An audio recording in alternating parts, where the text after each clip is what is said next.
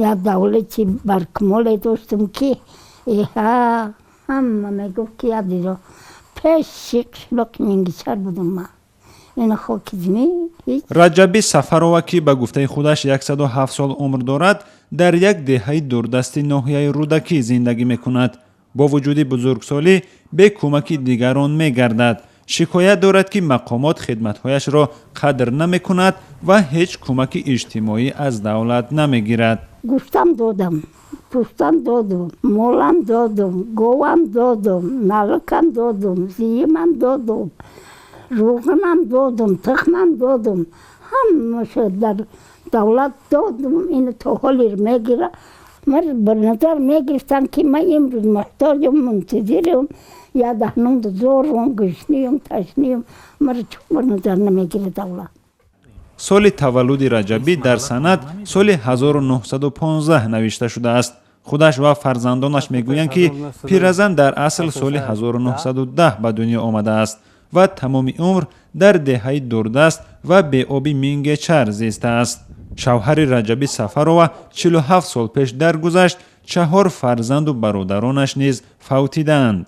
5 دختر داشتم. مولا عبدالرحمن پروندم. انا خدادرام مرد، انا خرام مرد، خستورم همش مرد.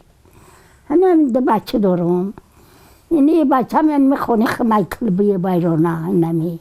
بچه کلونم گفتم که اینمی جا اومدنم خود رفتم ماشین سوار که رفت قدر راه اومدم درختی بسیار سنمینگی چرتا انم بود بچه ما ورچید بچه پلوانی زاده داشتم 5 تا کودک داشت.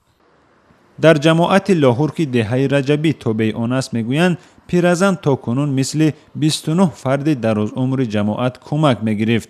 از بس که فرزندانش برای ثبت دوباره به حیث افراد کم بضاعت مراجعت نکردند او از فهرست کمک گیرندگان افتاده است. لیکن ما نوابسته از این با هیئت کمیسیا که یکی از سالخورده ترین شخصان جماعت ما سفر و رجبی داخل می شوند، ما حتما رفته از احوال زندگی آن کس خبر می گیریم و به قدر امکان چه که دست ما آید ما با اهل جماعت چگه جماعت کمک خود رو